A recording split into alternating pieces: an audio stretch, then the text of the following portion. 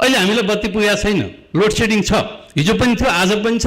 हामीले load shedding छैन भनेर घोषणा गर्दै गर्दा पनि लोड सेडिङ थियो, छ, म दाबीका साथ भन्न सक्छु। खालि के गरिएको थियो भने घरमा बत्ती दिने काम गरिएको थियो, उद्योग धन्दातिर कटौती गरिएको थियो, आज पनि त्यही छ, भारतबाट आयात गरेको।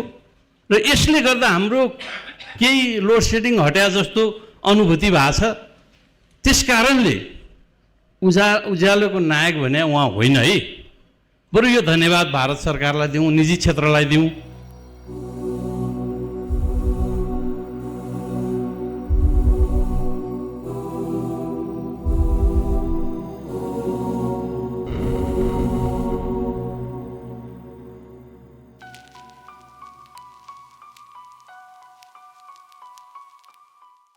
नेपाल विद्युत प्राधिकरणले आइतबारदेखि लागू हुने गरी लोड सेडिङ समय फेरि बढाएको छ। हाल सातामा 70 घण्टा हुँदै आएको लोड सेडिङ अब 5 घण्टा बढाएर 75 घण्टा पुर्याइएको छ।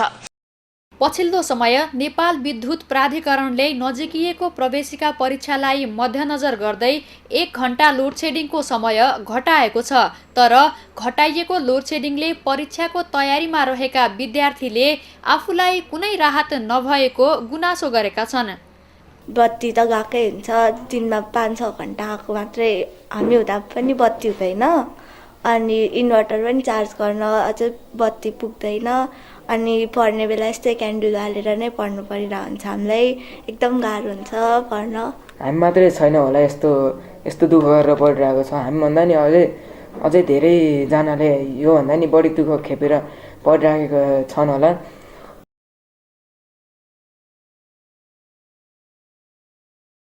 मन्त्रालयको चाहिँ योजनामा र ऊर्जा मन्त्रीले जारी गरेको 37 बुँदे कार्यक्रममा समेत यो लोड सेडिङ छिटोभन्दा छिटो अन्त्य गर्ने कार्यक्रमलाई विशेष फोकस दिएर अगाडि बढेको विषय हो। 24 घण्टामा झन्डै 18 घण्टासम्म लोड सेडिङको अन्धकारमय जीवन बिताउने बानी परेका राजधानीवासी हिजो आज भने दङ्ग छन्। नेपाल विद्युत प्राधिकरण, जसलाई धेरैले विद्युत अपराधीकरण समेत भन्ने गरेका थिए, त्यही संस्थामा एउटा व्यक्ति मात्रै फेरिदा यति धेरै परिवर्तन हुन्छ भन्ने पनि कसैले अनुमान गरेका थिएनन्। सायद प्राधिकरणमा आएका कुलमानलाई समेत थाहा थिएन होला चमत्कारिक रूपमा लोड सेडिङ नियन्त्रण गर्छु भनेर।